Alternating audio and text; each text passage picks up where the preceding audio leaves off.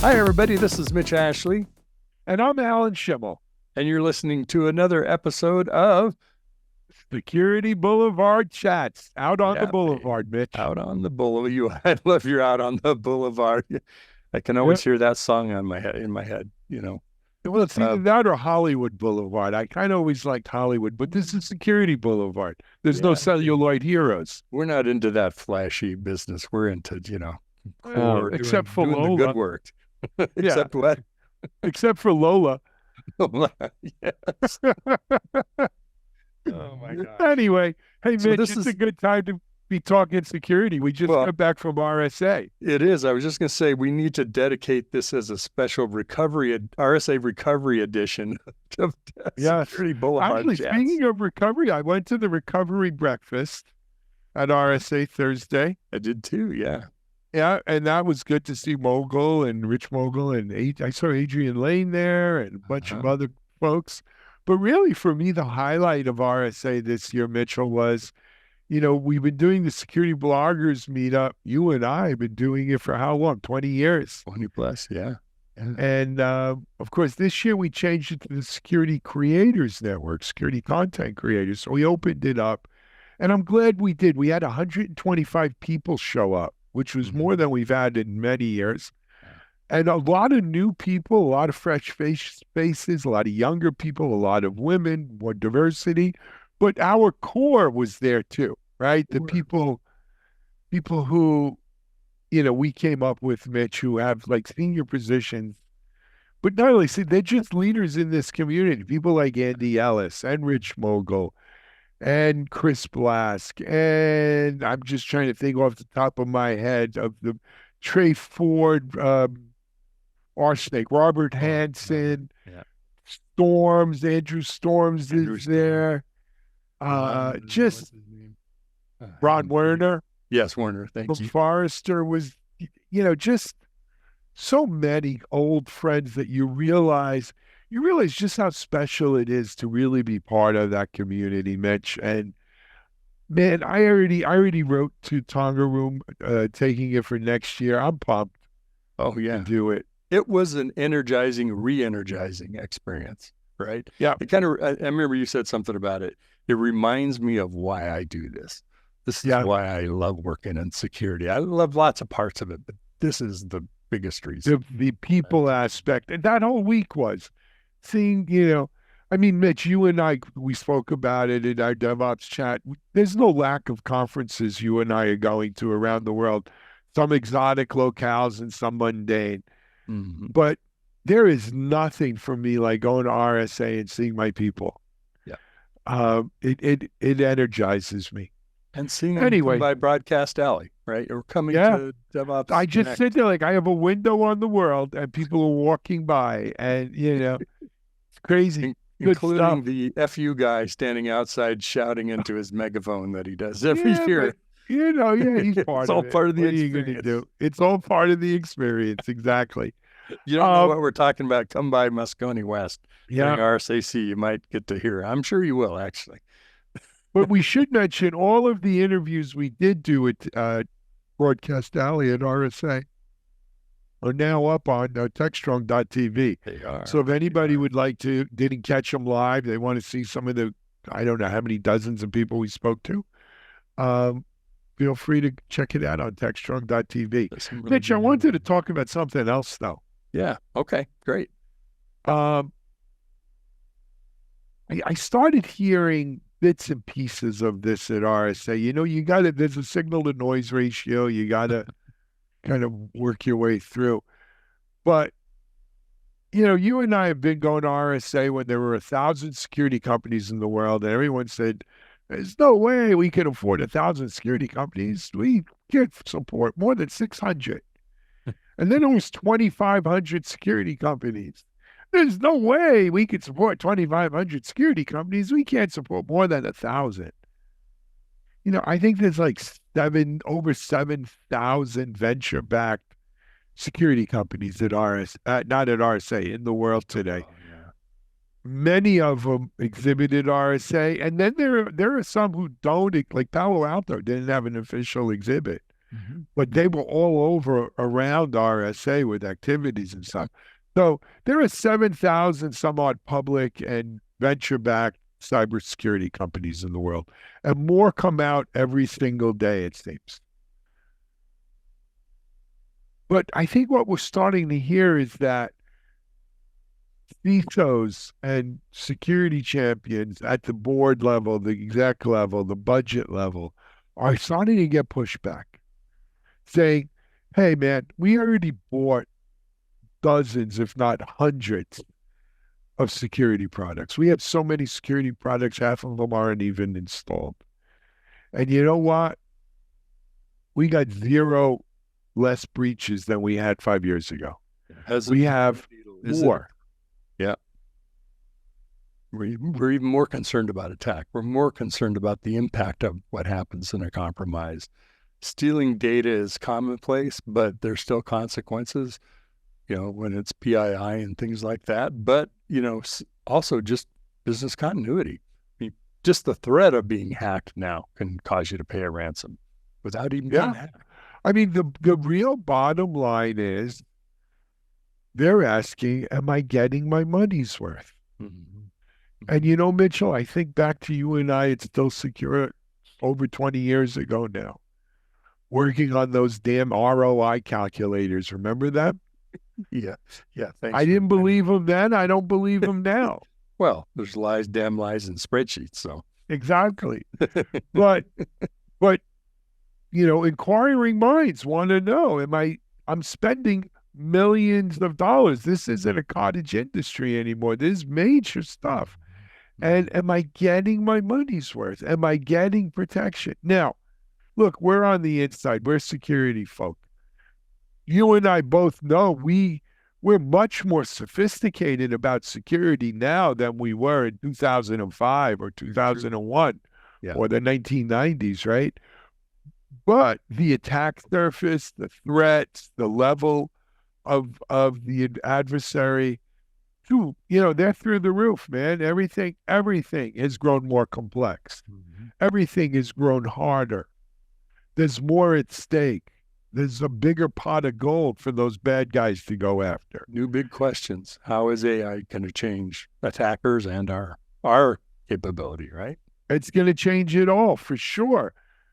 But am I going to have the budget to buy them and use them? Companies are saying, you know what? Let's slow down. I don't need to buy 5 new things every year. And so what does that mean? Does that mean we still need 7,000 of these venture-backed or public security companies? Does AI security consolidate a lot of the legacy stuff that's out there? We're seeing that already. That's been happening, but will it continue, right? What does it mean for the valuations of these high-flying security companies, whether they're public or pre-IPO? I mean, while we were at RSA, rumors were flying about Lacework, a company that at one point had raised $1 billion round. I remember covering it on TechStrong TV, saying $1 billion round. Imagine that. $8.5 billion valuation. And the rumor was that the Wiz, another high flyer, Israeli security company, was going to buy them for about $200 million. They have That's a haircut. That's beyond a haircut. That's going bald. The story was that Lacework has about $100 million in ARR, and they're selling for 200. Wow. 2 times revenue, 2 times annual recurring revenue. Something's rotten in Denmark. And then the deal didn't close. Did it not close because Lacework didn't want to sell it that? Did the Wiz pull out of it? I don't know, and I can't speculate here, but you can if you want to. But speculate. There were rumors, and I'm not even going to give credence to them about some of the reasons why that deal didn't go through. But nevertheless, it shows a tremendous deflation of valuations there. We saw it with another company, No Name Security. No Name. Yeah. Was Right? it No Name. 4.5 or something, if I remember right? 4.5 what? Billion? You got That's not what it sold for. It sold for about 400 million. 400 million. Oh, that's right. Okay. What am I thinking of? No Name. So No Name was like the darling of the API security space, right? Yeah. At one point, let's say just 3 years ago, you had No Name Security. You had Salt. Our friend Michelle McLean was at Salt Security. Our friends at Traceable, who also just announced a small, well, relatively small round at 30 million or something. Traceable, No Name, Salt. There was another big one, and I'm missing it right now. And then some of the big guys were getting into API security. API security was replacing the web application firewall, WAFs, and everything else. No Name was a high flyer. It was a unicorn. I think it was $1.5 billion, maybe more. It was over. I know it was over $1 billion in like 22, if I remember right. Yeah, I mean, it was a unicorn. It had to be over $1 billion. Yeah, and now it's sold for 400 million. Has religion come to Silicon Valley and the VC world? I think it's interest rates and financial reckoning. Or was it irrational? Not paraphrase, but to quote, who was it? The Fed chair, irrational exuberance. Oh, I thought you were Alan Greenspan. Donald Rumsfeld. No, that's go to army with the warrior hat. No, it's Alan Greenspan. It's Alan Greenspan. Right? He killed irrational exuberance, killed the dot-com bubble. Uh-huh. That was the first time I was an internet millionaire. Yes. Yeah. God, poof. Now they're doing right. Now they're doing it again to me. Yeah. Irrational exuberance, and these valuations are coming down. Interestingly, the overall market is still strong. The Nasdaq's doing well. Yeah. So public tech companies are doing well, and A round, C round kind of tech companies, real new guys coming out. Mm-hmm. Maybe they're using AI or whatever. They seem to be raising money at decent valuation. I have a viewpoint. I have a kind of soapbox opinion about something. Go ahead. Climb on board, Mitch. Climb on. Let me step up on my soapbox. Okay, there we go. Okay. I've been looking for, I live in the intersection of security and software, right? That's been my career. Yep. And I can't help it but stay in both, right? I can't be just a pure security person. I can't think just purely software. And I see the software industry making exactly the same mistake we made in security, which is create these silos of technology, right? I've got my firewalls, I got my intrusion prevention, I got my NAC, I got you fill it out, right? Got another pizza box that does that appliance. And, I think security started to get religion about, you can't just sell one more appliance, one more piece of software to do one more thing. You've got to have more of a comprehensive security strategy. And that's why Splunk getting acquired by Cisco makes a lot of sense, right? And a way of tying together a lot of things they already have. But software is doing the same thing, right? We are moving to more platforms for DevOps and things like that. But we still think about security. DevSecOps is shifting left, or maybe it's shifting right, or maybe it's shifting everywhere. Or what about supply chain security? And when you step back, all these things are tied together. It isn't just software and software security, or infrastructure security, or network and compute storage, data security. It's all of it, right? And so I think the companies that are being undervalued now are such good acquisitions because they fill in spots, there are gaps or holes that companies have. But the question is it in service to something greater, or is it just checking a checkbox, right? Are we still checking the checkbox for, would you like fries with that? Oh, we have baked potatoes. Oh, you don't like that? I can give you chili. You tell me what you want. I've got something on the menu that'll satisfy that. But that's not a meal, right? That's a fast food restaurant. So that's my soapbox. I was at a analyst briefing that was with one of the very large security companies, and I'd rather not say it because what I'm gonna say here, but they had customers on the line, which is great, talking to people who were implementing the products that they had both acquired and already had. And I asked the question, how is what this vendor's doing helping you with your application and your software supply chain security? And I got a blank for a moment. And I got sort of one guy chimed in and kind of was trying to be helpful and answer, but it wasn't a great answer. And then we went on to the next question. And in the process of that question, another person came back and said, I'm thinking about your question that you had. Here's what we're doing, right?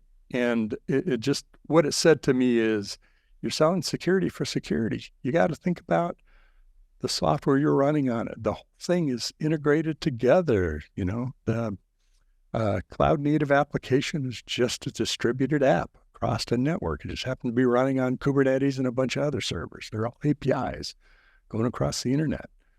So anyway, that's my soapbox, is that if we're going to keep selling individual solutions, we're going to keep adding up the tool chest quantity that we've got. And then we're going to say, why do I have 50 when I can need 20, or I'd like to use 20? Why do I have 20 when I'd really like 7? Make my life easier. I'm spending my world trying to manage all this technology. You look at the cyclical nature of this, though, Mitchell. We saw this.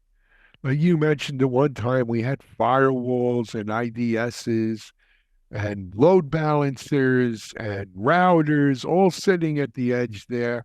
And we said, oh, no, let's create something called a UTM. Let's just put one border box up there, a super duper one at that, but a big box.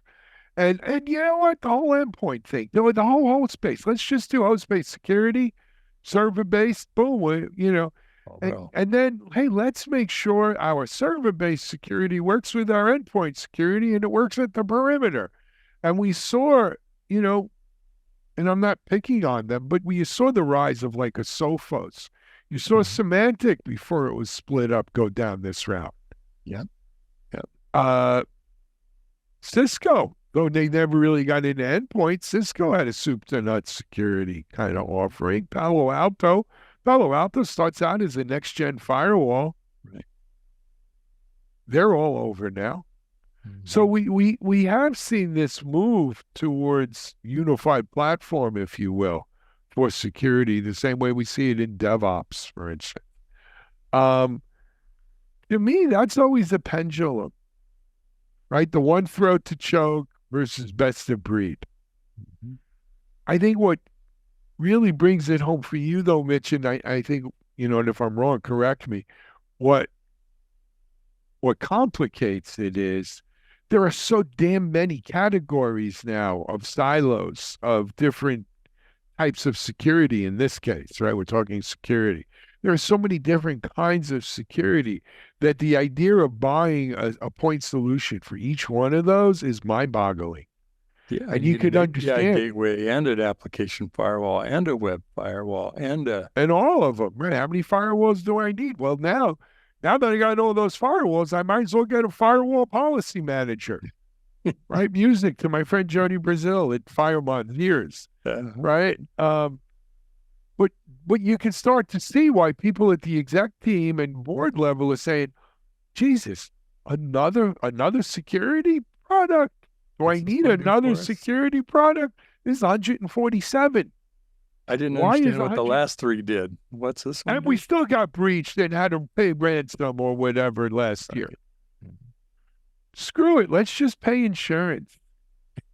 But now the insurance, even the cyber insurance people have become the enforcers. They won't give you insurance if you don't have this, that, and the other thing, right? They're going to check your underwear.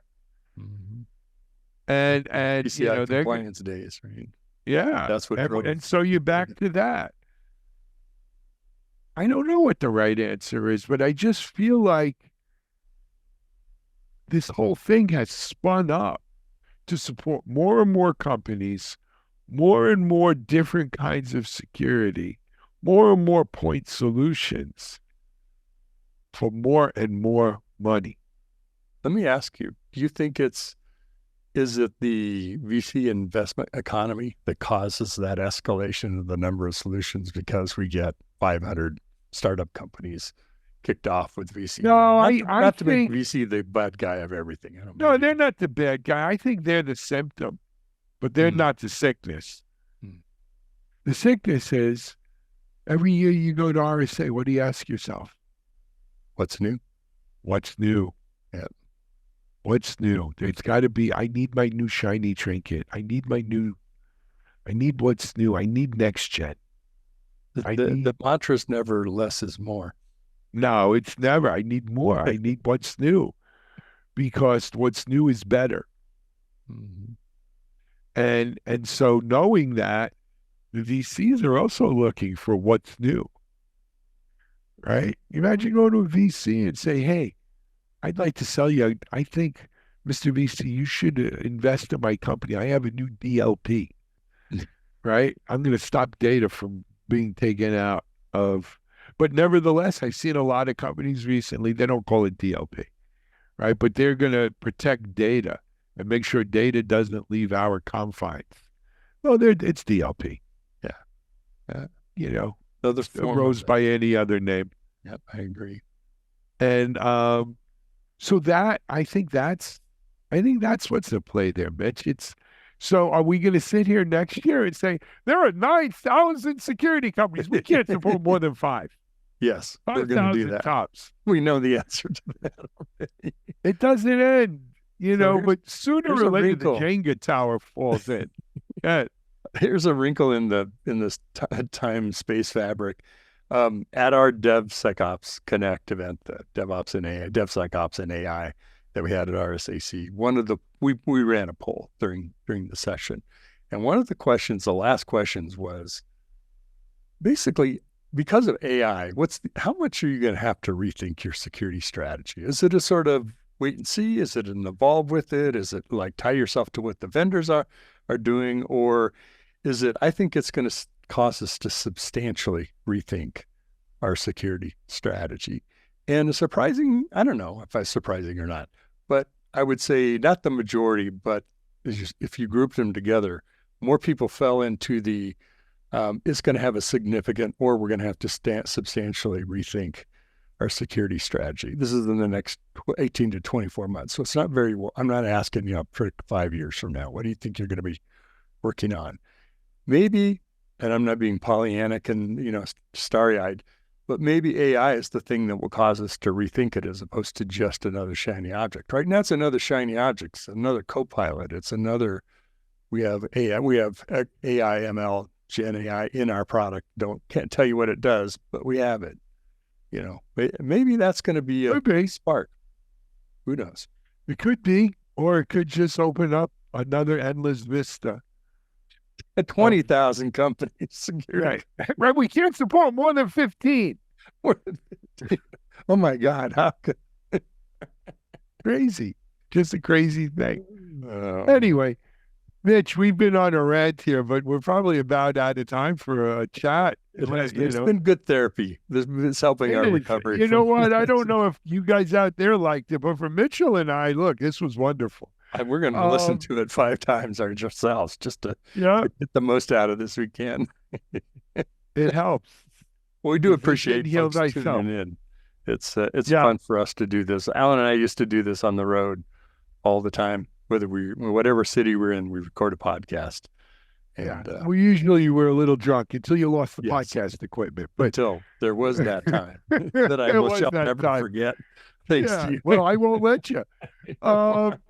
It's worthy of not forgetting. So we better wrap it up. So let's wrap it, Mitch. We thank everybody for joining us. We're going to put a link into one of our surveys that we're doing right now about AI and DevOps into the description. We'd love for you to fill that out if you would help us with our research. Please do. That'd be fantastic. So help in the meantime, this has been Mitch Ashley and Alan Schimmel, and you've been listening to another episode of A Chat on the Boulevard. Security Boulevard Chats. I messed you up there, Mitch. Hey, take care, everyone. We'll see you next week. All right, folks. We'll see you next episode. Bye-bye.